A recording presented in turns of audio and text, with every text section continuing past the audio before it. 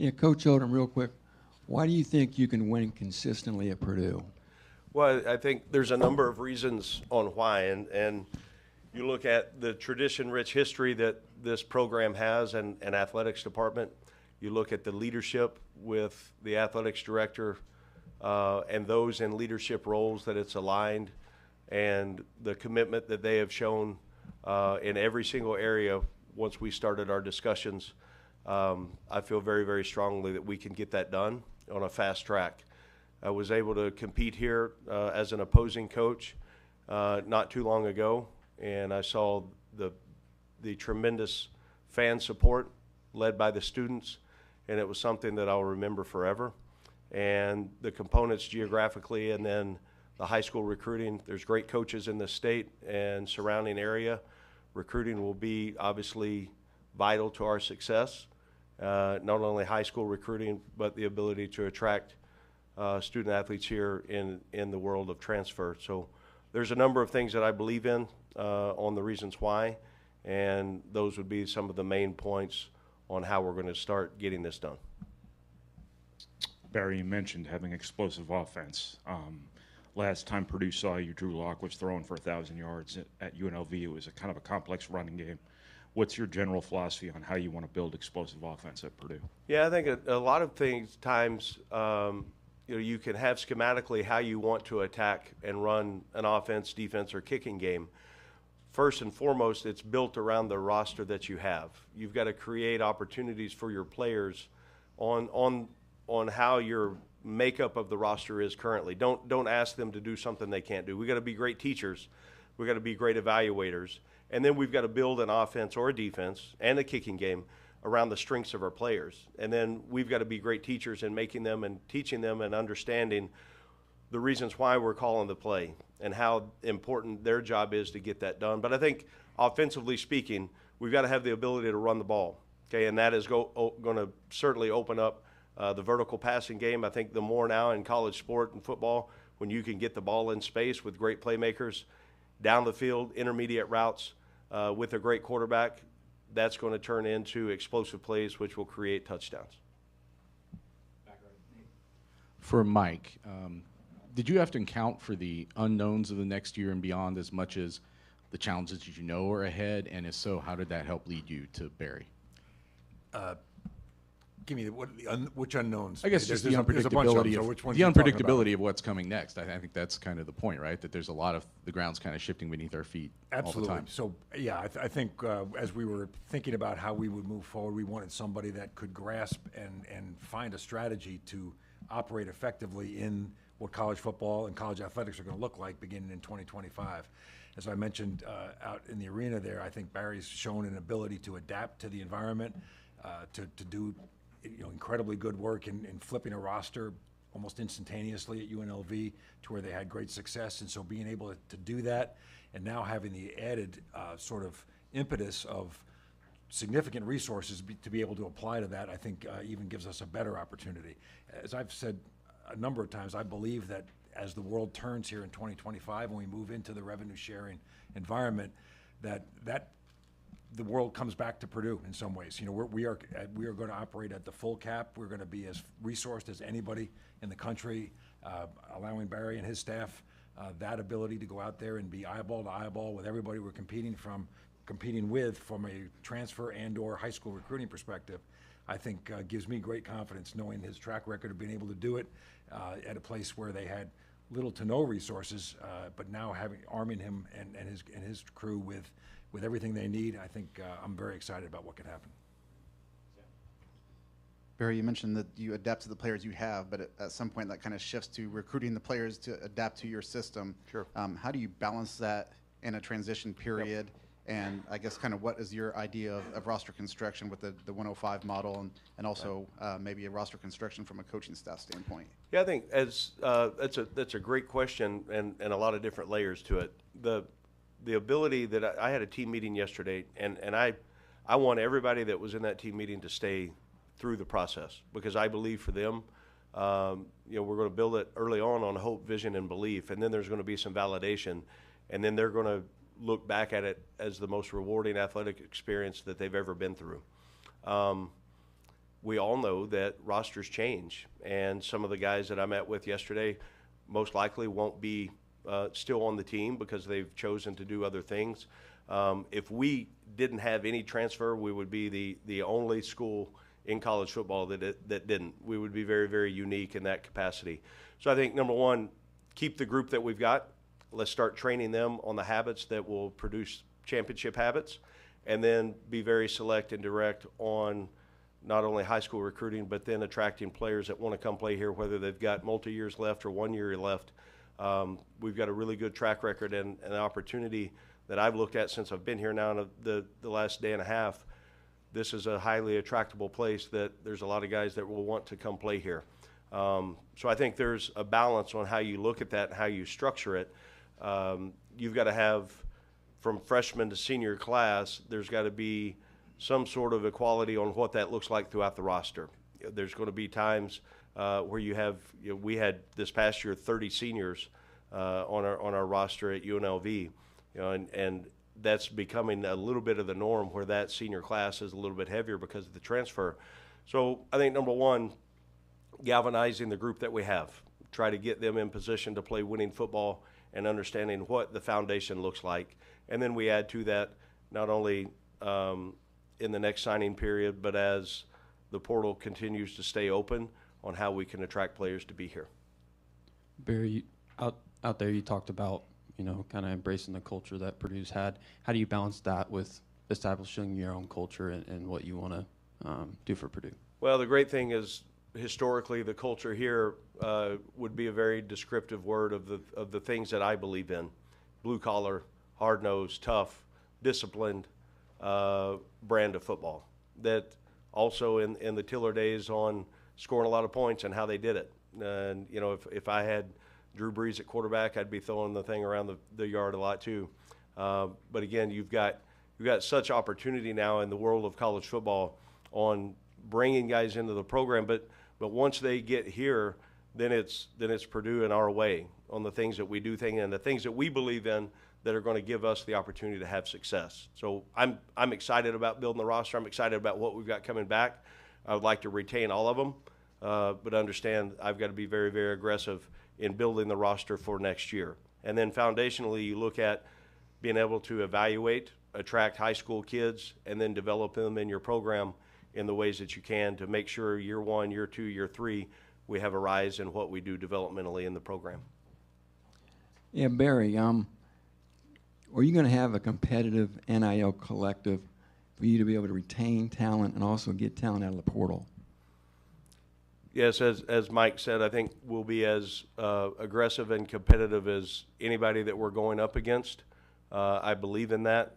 And now being here on the ability to be able to attract student athletes, I'm more excited today than I was 2 days ago when I arrived. And I think there's opportunities on guys that will want to come play here, and for a number of reasons, because they're going to be coached by great coaches. They've got an opportunity to graduate from one of the most prestigious universities in America, and then we're going to win, and we're going to do it in a way that prepares them for life after sport, but also to go and compete and get drafted in the NFL. Barry, you called this a dream come true job for you. What about this role was attractive to come here and leave UNLV after 2 seasons? Yeah, you look at the leadership in the AD's chair. You look at leadership on campus. That alignment adds up. Their vision of what they want the football program to be is exactly what I do. They want to compete and win championships, and then they're going to resource it the way to help us get that done. So that, number one, okay, the ability to play in the Big Ten Conference was very, very attractive to me. The geographic location in the Midwest is where I'm from and believe in, and think that we can turn this team into a winner really quickly.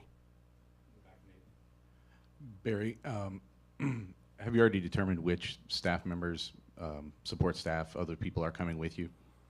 Yeah, there's ongoing conversations with a number of folks, and out of respect for some of the coaches that we will bring here playing in bowl games, I've got a really good list of guys that are certainly attracted to wanting to work here. I think it's a prestigious opportunity for people to look at, and understand there's great growth that's going to take place here. So in the next few days, we'll have some that join us from outside. I don't want to put a time frame on that because I may miss it a couple of days with bowl competitions going on, and then the ability to get them here on what that looks like out of respect on what they're trying to finish with their seasons. But we will put together an elite staff that will help us get this off the floor and moving in the right direction really quickly. And just as a follow-up to that, I mean, it's been natural now. Coaches moving up from Group of 5 tend to bring players with them.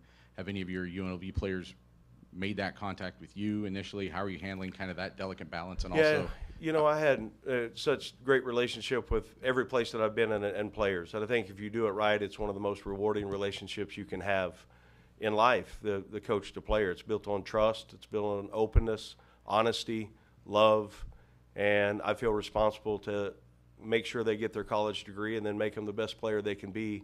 And my vision for them, not only at my previous stop, but everywhere I've been, is to make sure when they leave our program that they've got an opportunity to be better husbands, better dads, better fathers, better sons, and make our society a better place.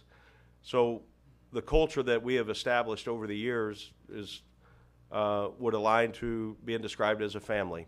We will have a number of guys that will want to follow us from the different stops that I've been, or maybe have missed out in a recruiting battle with somebody, they're somewhere else, and then they want to come back and play for me and for our staff. So that's ongoing, and you know, the portal is open.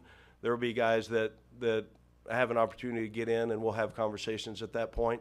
I would look at the opportunity for some of those guys that have interest in doing that I would certainly be open to the conversation.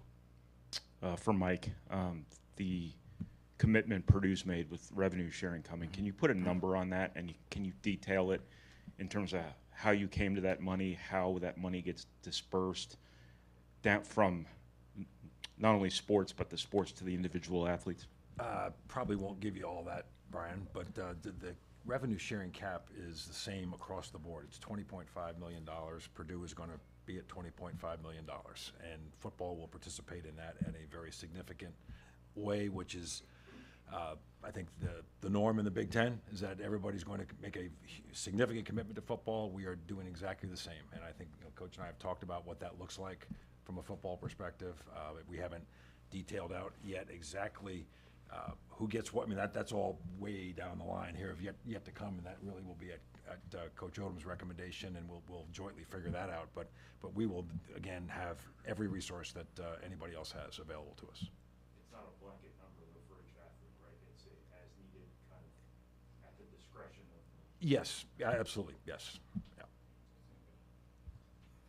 Mike, you heard Barry say blue collar out there. You listed the years and years he put into getting to the point where he's at. Yes, sir. How much of the attraction was that kind of it fits the Purdue model of the blue collar, the guy who's going to work hard and work his way up?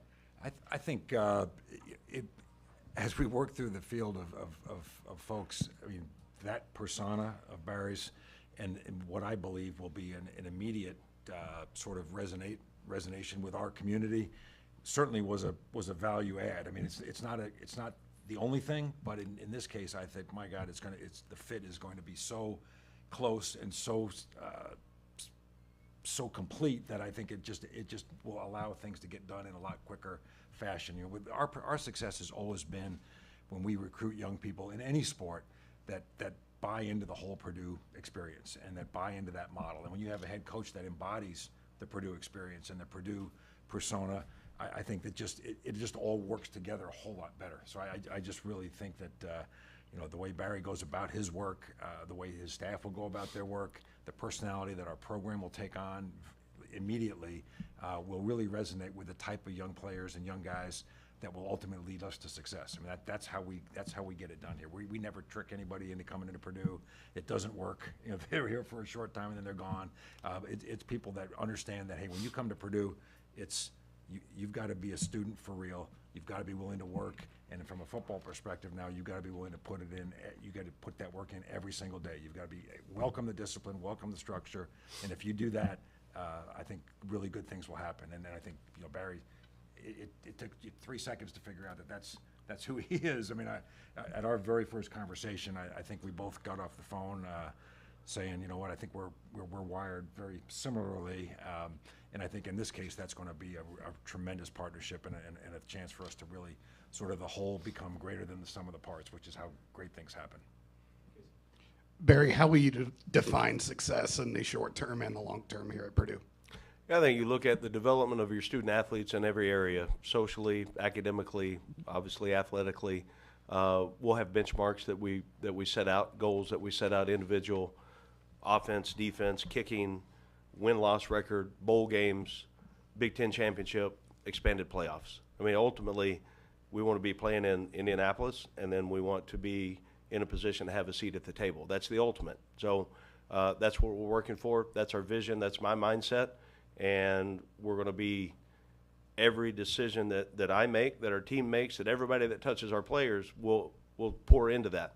And I don't want to put any restraints or self-restrictions on us because of anything that's happened here before we started today. And everything that we do after today, up until the first opportunity that we get to go compete in the arena, we've got a long ways to go and a short time to get there. But nobody in college football has more time than we do. Everybody gets exactly the same amount of time every single day. How can we use our time to put ourselves in position to go play winning football? And it's a process that I believe very, very strongly with strong conviction on the roadmap on to getting that done. So right now they hand away a conference title, and then if you win that, you're in the expanded playoffs. That's our goal. Barry, I'm sure you're going to have a general manager. Can you talk about the role of that general manager within your program? Yeah, I think, title-wise, there's a number of different ways that you can divide up a staff. Obviously you've got 10 assistant coaches, and then you'll have graduate assistants, analysts. Now we've moved into the world. At Mizzou years and years ago as a graduate assistant, and then I became the director of recruiting. And then it was a department of one, which is kind of exhilarating because you were in charge of it all. And now we've got a department of probably way too many people. So we'll get a really good feel on what that looks like. The general manager role, as you asked specifically about, I think a lot of oversight in rev share and what that looks like, and being aggressive with how you can capitalize on those things, the ability to connect and the opportunities to continue to build here in the next few months, our collective on how important that will be to get us to, it's got to be a sprint through the finish line, not just a gradual finish until rev share kicks off. So very aggressive in that market, but also with oversight and leadership in a lot of areas in our program, from assisting in recruiting, assisting in developing our current team and student athletes, and then helping the transition on the new faces that we have in the program. What did you learn during your 2 years at UNLV that you can now apply to a place where there are more resources? You had to work the portal there at UNLV and do a little bit more with less. How did you kind of grow as a coach here the last couple of years? Yeah, I think you always learn from your experiences, as I mentioned on the floor, good and bad. We did. There were things there that when we took the job, as every job, there are problems. There's also solutions. So just like any new start, there's going to be things you have to navigate through. We understood how to capture what we needed to there and what would make what we thought immediate success. And in a program that for the last 40 years hasn't had much success, but we also recruited the right way for the student athletes. We had really good leadership from Eric Harper, the director of athletics. And then we had a group full of assistant coaches. They were probably the best group that I've been around in a long, long time on just their willingness to work. And then the ability for our guys and our student athletes and our team for their habits to align to be great. And anything that we put in front of them, they went and attacked. So that was unique in that way on how fast they were hungry for structure and discipline. And some of them didn't know it, but then once we got started into the process, then it was as complete of an organization and team functioning on all levels as I've been a part of. And I think through vision, through alignment, through communication, then that will be the same case here. Any more questions for either Coach or Mike? Nathan? Barry, you've already had a lot of questions about NIL stuff. Obviously, the Matthew Sluka situation was one that got some attention with your program last year. I guess just what are you telling prospective portal players about that situation, and why they shouldn't think that's indicative of something that would happen with your staff in the future. Yeah, I think every story you would look at what you're able to say and what is the truth, what's the reality, and what's fabricated. So I think you look at that specific instance, there was very open communication from the day the recruiting process started. And then the ability that we got into the season and the competition that continued to maintain at that position in playing multiple quarterbacks. And then it went into the level of an NIL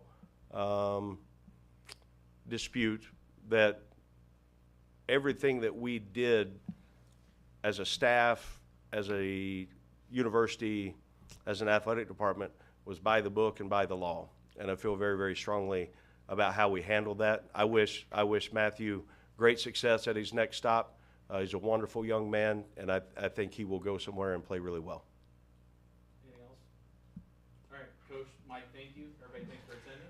Hang on this real quick. Guys, you don't know me, and I don't know you, but I sure look forward to getting to know you. I appreciate the job that you do covering all of sport but college football, and then covering our student athletes and our program. And it'll be a great ride together.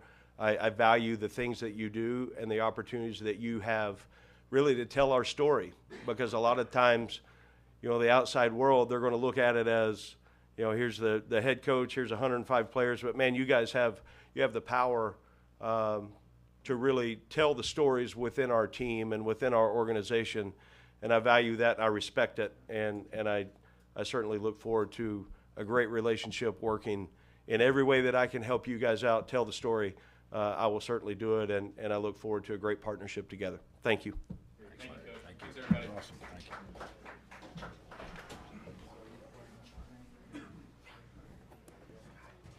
Yes, sir. Hey, Brian. Yes. Great to meet you. Brian, how are you, sir? Yeah, I'm with you. I'm with you. Thank you. You too. Have a great day. You too.